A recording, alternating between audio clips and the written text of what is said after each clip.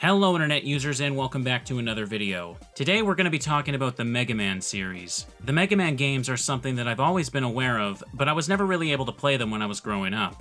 I think we can all agree that no matter how much we enjoy games, it's always going to be impossible to keep up with everything that releases, especially when we're young and just can't afford it all. But now that we've got all these collections, I recently decided that it was time to go back and give them all a try. I know that some fans have issues with the Legacy collections, and say what you will about them, but these things have made the games a lot more accessible to people like me. And now that I'm finally playing them, one of the things I wanted to do was start covering all the Mega Man games with videos. With how much they have to offer, just playing through one and moving on isn't enough for me. I want to take my time going through each one, talking about everything I liked and disliked. But with that being said, there are a lot of Mega Man releases. The original series by itself already has quite a lot of numbered sequels. I mean, how often does a game get to put the number 11 on the cover? Then you have the Mega Man X series, which goes up to X8, the Mega Man Legends series with a few more games, Mega Man Battle Network with 6 games, Mega Man Zero with 4, Mega Man Star Force with 3 more, then there's even Mega Man ZX with another 2, and it doesn't even stop there either. There's a ton of other spin-off games like Mega Man X Command Mission, Mega Man Network Transmission, Mega Man and Base, Mega Man Battleship Challenge, arcade games, kart racing game, FMV game, even a soccer game, and many, many more. There's just so much to get through that it's pretty intimidating for someone to try and jump in now. But that's exactly what I'm going to be attempting. And what better place is there to start a Mega Marathon than with the very first game? It's pretty well known that Mega Man started out on the NES. The original games were pretty popular, with Capcom putting out a new one every year. By the end of the NES's life, they had gotten up to Mega Man 6. That's right, Mega Man got its first 5 sequels developed for the same console, something that's almost unheard of nowadays. It certainly wasn't uncommon for the NES to have some trilogies, but normally most franchises would go through the lifespan of several consoles before getting to their 6th numbered entry. The idea of the games worked like this. At the start, you're presented with a list of robot masters to choose from. When you select one, you have to play through their stage, and then face them at the end as a boss. When a robot master is beaten, Mega Man will gain their ability and can use it in the other stages. Being able to play the stages in any order like this is something that made Mega Man pretty unique for the time. The more powers you gained, the more options you had for dealing with enemies and obstacles. As well, every boss in the games would be given a weakness to a specific robot power. So if you were having trouble with one boss, you could head back to the stage select and see if your current abilities were better used elsewhere. It's a pretty cool concept that gives the experience a lot of replayability.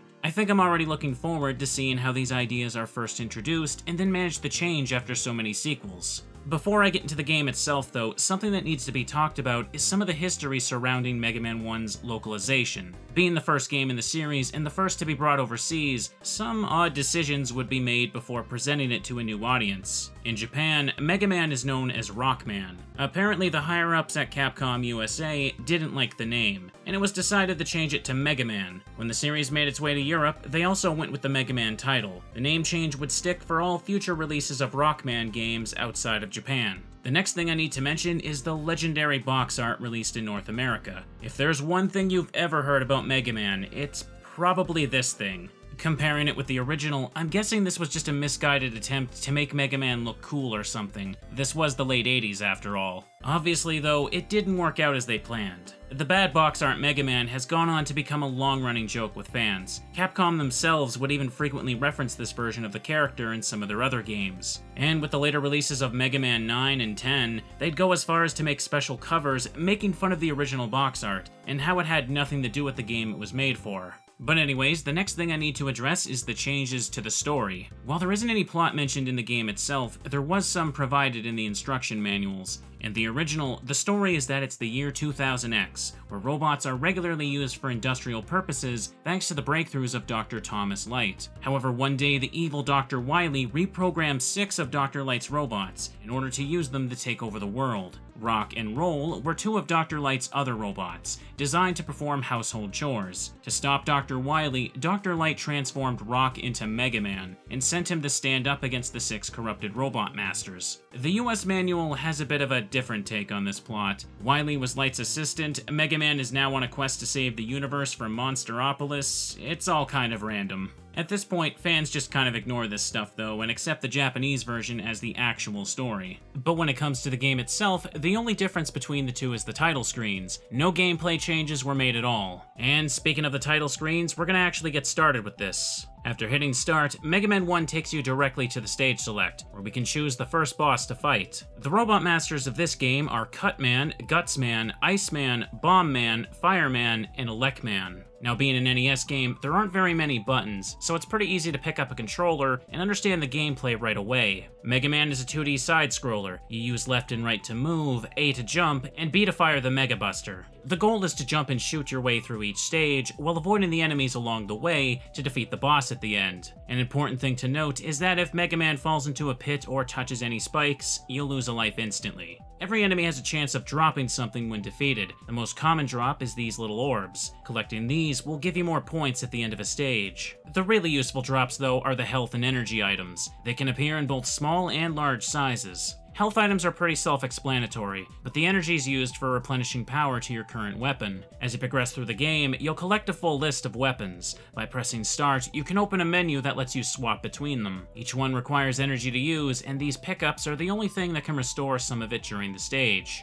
Of course, though, since you're just starting, you only have the regular Mega Buster, which requires no energy at all. Going into this game, I did have an idea of which Robot Master to start with. I remembered hearing years ago that Cutman, Fireman, and Bombman were ideal choices. The first stage I went into was Bombman's, and once I'm making my way through it, it's pretty easy to see why it's considered a good first level. Most of it is just learning where to stand, so you can move through the gaps in enemy attacks. Because of that, it makes very little difference what powers you enter with, since the stage is more about avoiding the enemies instead of fighting them. When you do need to get rid of something, though, your basic Buster attack is usually the best option anyway. When you reach Bombman himself, he has, in my opinion, one of the easiest patterns to deal with. You might think that you're supposed to keep your distance and then move under these bomb tosses, but it's actually a lot simpler than that. Whenever you're close to him, he'll jump away, so as long as you're always moving towards him, you can easily land shots while he hops around. He'll barely even get the chance to attack you. With the first Robot Master defeated, you can finally start using more than just the Mega Buster for attacks. Bombman's ability is the Hyper Bomb. With it, you can toss out a bomb. And from here, I can finally start talking about the weakness order of the game. In Mega Man, every boss will take damage from your normal attack, but there's always one ability that they'll take massive damage from. Gutsman is the one who's weak to the Hyper Bomb. Defeating him unlocks the Super Arm, which lets you pick up and throw blocks. Throwing blocks with the Super Arm is the weakness of Cutman, and defeating Cutman gets you the Rolling Cutter, which is really effective against Elecman. Elecman's power is the Thunder Beam, which will destroy Iceman in just a few seconds. Beating Iceman gets you the Ice Slasher, which deals good damage to Fireman. And finally, getting past Fireman unlocks the Firestorm, which is the weakness of Bombman. It should be noted that the effectiveness of all of these abilities isn't actually told to the player in-game. Of course, nowadays, you can always just look up this stuff on the internet if you really want to, but I think the intention here is to reward you for experimenting. Some bosses could be a bit difficult if you didn't have the right weapon, but they weren't by any means impossible. Destroying a boss with their weakness was more of a bonus than an absolute necessity. So now that I've explained that, the next thing I want to highlight is how all of these abilities can affect how you handle the regular enemies in this game. Mega Man's mechanics go far beyond the walls of the boss rooms, and I found that I surprisingly have a lot to say. Take this enemy here, for example. It appears in multiple areas, and you can't destroy it with the Mega Buster, only freeze it in place for a few seconds, making it easier to jump around. However, most of the other weapons in the game will get rid of it completely. In Gutsman's stage, there is one portion where these mining robots will attack you. They normally take several shots from the Buster, but if you use the Hyper Bomb, they'll go down in one hit. This makes the most sense since this is also Gutsman's weakness, but these enemies are also weak to the Firestorm. So even if you haven't beaten Bombman yet, if you've got Fireman's power, you still technically have an advantage when you're going through here. Another enemy you'll see frequently is this hopping robot. Technically, it takes the most damage from the Super Arm blocks and the Hyper Bomb, but it has so much HP that you might as well just try to avoid it altogether. Its jumping is random, but if you happen to have the Ice Slasher, you can freeze it in the air and move under it pretty safely. In addition to that, in Fireman's area, you can briefly freeze the pillars of fire and use them as platforms. Cutman's entire stage is filled with blocks, so if you cleared Gutsman already, you have some more options for moving through it. Having gone through the game several times while making this video, it felt like I was learning something new about the enemies every playthrough. However, I do have to point out one major mistake they made with one enemy. This robot right here is known as a Sniper Joe. You might recognize it, as it would go on to become a pretty iconic enemy in the franchise, appearing frequently in later games. But in the case of Mega Man 1, Sniper Joes only show up in one tiny section at the end of Bomb Man stage, and their weakness is the Hyper Bomb. I think you can see what the problem is. By the time you have Joe's weakness, you'll never see them again for the rest of the game. It is possible to replay the stages, but there's no reason to ever go back to this area. And normally you have to play patiently with this enemy, since it'll try to chase you if you jump past it, so you're stuck waiting until its shield is down to attack. The Hyper Bomb destroys them in one hit, but it's completely worthless with how the game is set up. Maybe it's possible the devs intended to use Joes in other stages, but the end result is what we got here. I think it's a pretty big shame too, since the Hyper Bomb isn't exactly the most useful ability. Aside from using it against Gutsman, I find myself never using it again. It's just too slow. It can only hit things on the ground. With all that being said though, I don't think there is any question that Elecman's ability is the best in the game. In fact, I'd almost say that it's too good. The Thunder Beam fires a blast above, below, and in front of you. As well, since it can go through walls and floors, this makes it easy to clear out enemies with.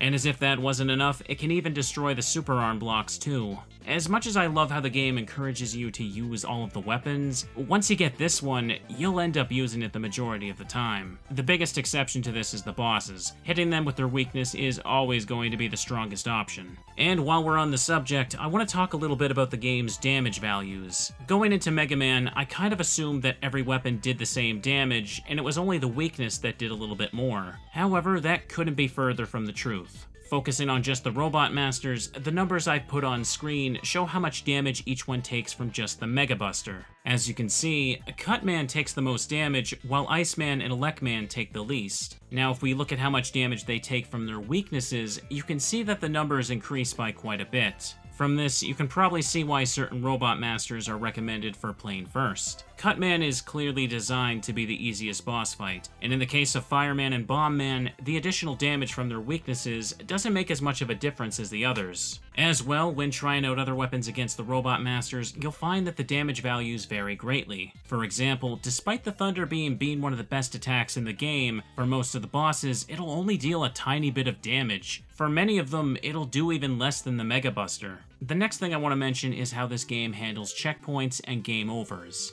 I think Mega Man is pretty forgiving when it comes to this stuff. Whenever I died, as long as I had remaining lives, it never felt like the game put me too far back from where I was. And even if you do get a game over, the only punishment is that you have to start the stage over from the beginning. You don't have to worry about replaying any of the stages you already cleared. You should be aware though that there are no saves or even a password system. You're pretty much expected to beat the whole thing in one sitting. However, if you're playing on something like the Legacy Collection, you can just use the built-in save state features to take a break and turn it off whenever you want. I probably should say here that I have beaten the game without doing that, because that matters to some people.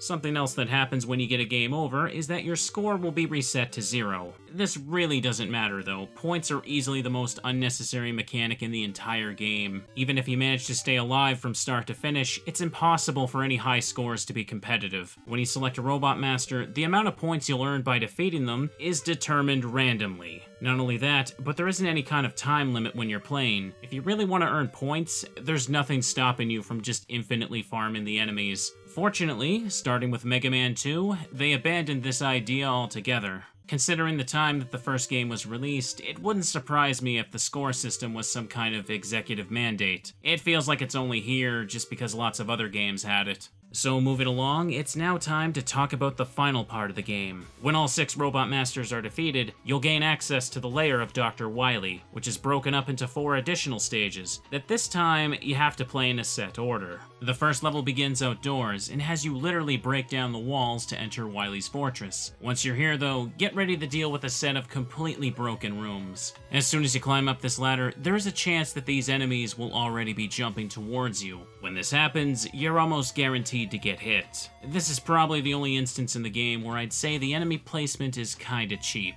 Because you're climbing a ladder, you'll naturally still be holding up as the screen changes. Unless you know in advance that there could be enemies leaping at you, you're left pretty defenseless. The room after this is also broken, but this time it's actually to the benefit of the player. As you can see, you need to move to the bottom and reach this ladder. It's a short room, but it's easy to accidentally get knocked into the spikes. Amazingly though, if you just jump towards the top left corner, you can do a screen wrap and end up where the ladder is, skipping the room entirely. This trick actually works in a few other places, like Cutman's stage for example. It's kinda hilarious how they miss this, considering how easy it is to do. Anyways, after heading down this ladder, you have to deal with this awful room. These robots are called the footholders. Like the name implies, you're supposed to jump on them and use them as platforms. However, for some unknown reason, the devs decided to make their movements completely random. Because of this, you might have to wait a ridiculous amount of time just to jump on the first one. I'm not exaggerating when I say this. I recorded an instance where it took 4 minutes for it to fly low enough, and when it did, this happened.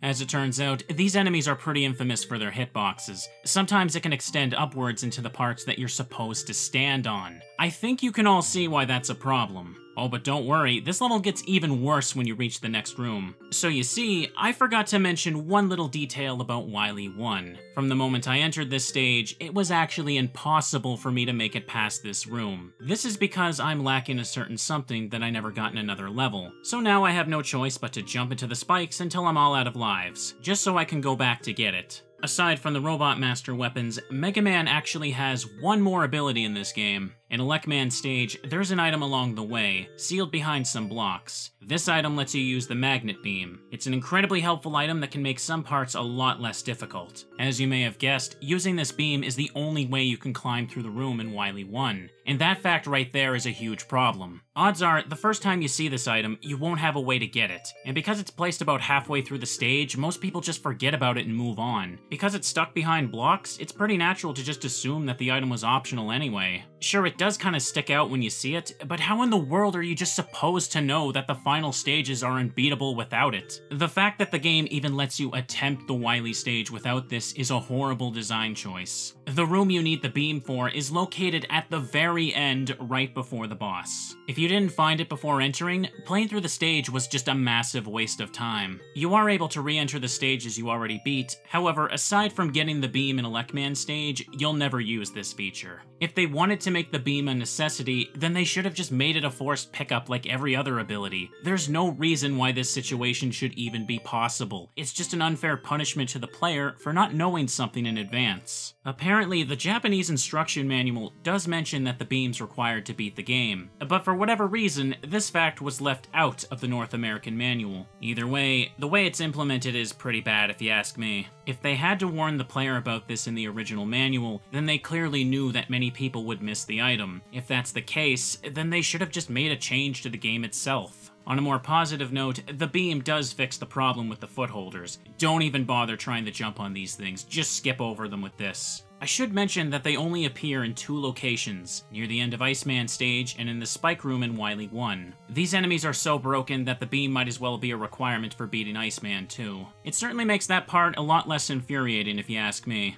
Anyways, now that I've got all that explained, we can finally move on to the boss beyond this room. This is the Yellow Devil. It's one of the most iconic bosses in the series, and is often referred to as being the hardest fight in the whole game. It'll go from each side of the screen, breaking its body apart to attack you. When it's back together, you have a brief moment to shoot its eye, which is weak to the Thunder Beam. You have to wait for all 19 parts of its body to move, and have to dodge them every single time. Even when you start to feel confident about dodging, all it takes is one hit to throw you off, and then you take even more damage. Luckily, the pattern is always exactly the same, so despite how overwhelming it looks, you can get the hang of it with a little practice. From what I hear, this is the part where a lot of people can just give up. It's such a huge spike in difficulty, and it's at the end of a very annoying stage. I can imagine this would feel even more frustrating if you were one of the people that had to go back for the Magnet Beam as well. Going into Wily 2, from here the rest of the game is one big boss rush. There are still some platforming sections, but they're pretty short. From what I've been seeing, it seems to be a tradition in most of the Mega Man games to make you refight all of the major bosses at the end. In some entries, you're given a little bit of freedom and can choose which order to play them. But here in Mega Man 1, the 6 Robot Masters will appear along the way, and in a set order. In Cutman's room, there aren't any super arm blocks, so he can't be hit with his weakness. But he already takes enough damage from the Buster, so he's still pretty easy.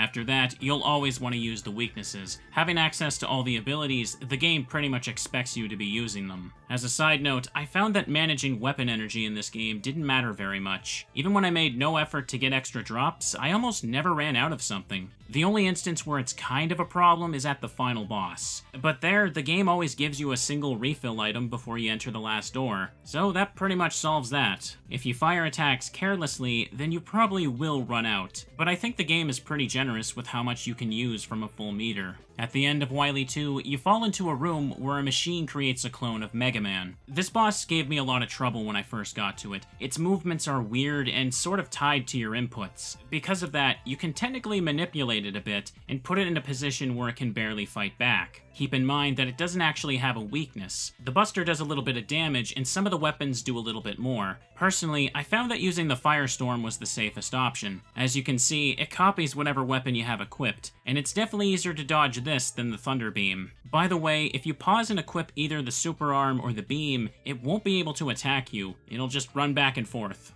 Going into Wily 3, you have a very short stage that quickly takes you to the boss. Mega Man falls into a sewer system, and the current pushes him through a long tunnel. The boss here is a wave of robots that get faster with each one that comes out. Throwing the blocks in the room will instantly destroy one. However, there obviously aren't enough blocks for all of them, so I'd recommend just using the Buster on the first few. This boss can seem a bit annoying at first, but quickly becomes one of the easy ones when you know what to do. And with that, we've come to the final area of the game. Before you can face Wily, you have to refight the remaining 4 Robot Masters, all in a row, with no health given between each one. On a first playthrough, this will no doubt be an infuriating part to overcome. Even if you know the patterns and weakness of each one, it's not easy to make it through without taking lots of hits. I talked a bit about Bomb Man's fight earlier. Just stay close to him and he'll always try to jump. For Fireman, there's a strategy you can do by standing just the right distance away from him. By pressing jump and attack at the same time like this, you can safely take him out without getting hurt yourself. This is even easier to do in his normal boss fight. You don't even have to move from your starting position, just wait for him to approach you. It's kind of hilarious how easy this is to do. I considered Fireman one of the harder Robot Masters when I first started too.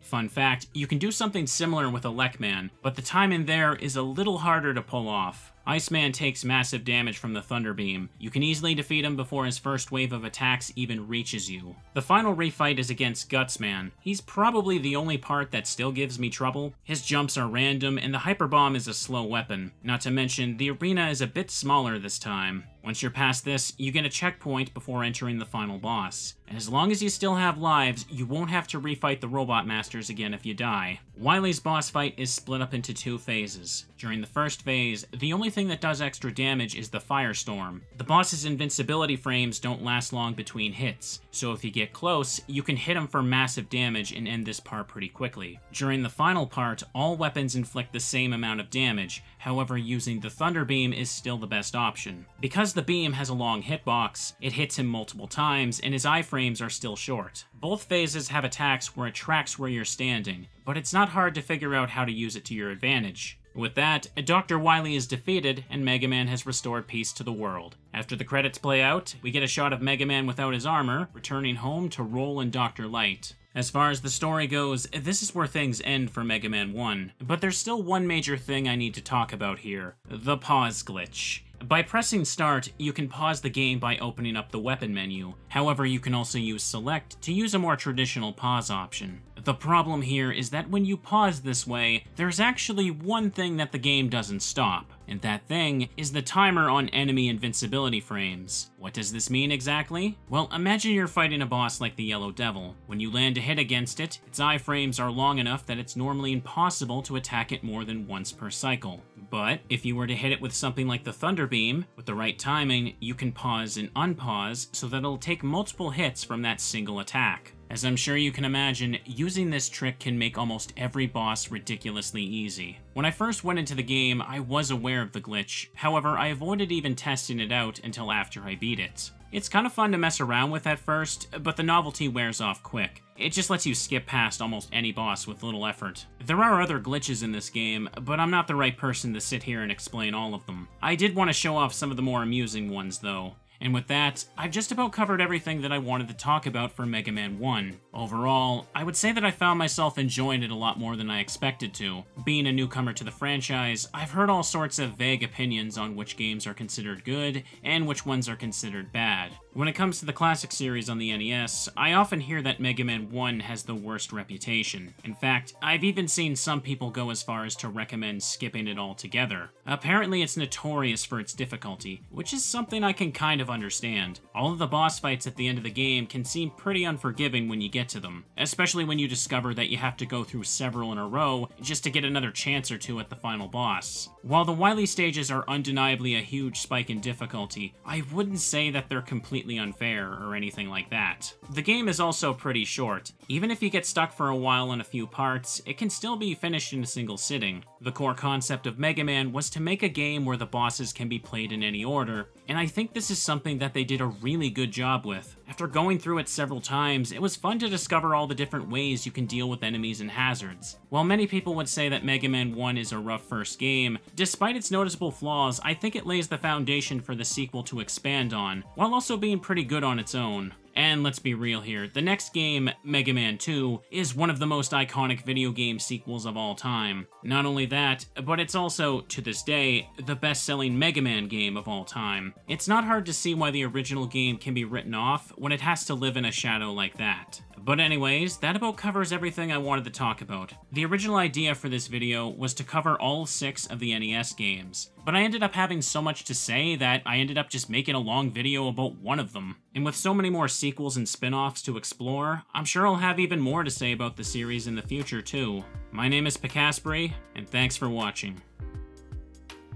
Hey everyone, thanks for watching the video. I had a lot of delays working on this one. You can follow my social medias and Twitch if you'd like to. Thanks again, and here's hoping that the next thing I work on goes well too. But anyways, thanks again, and I'll see y'all next time. Bye-bye.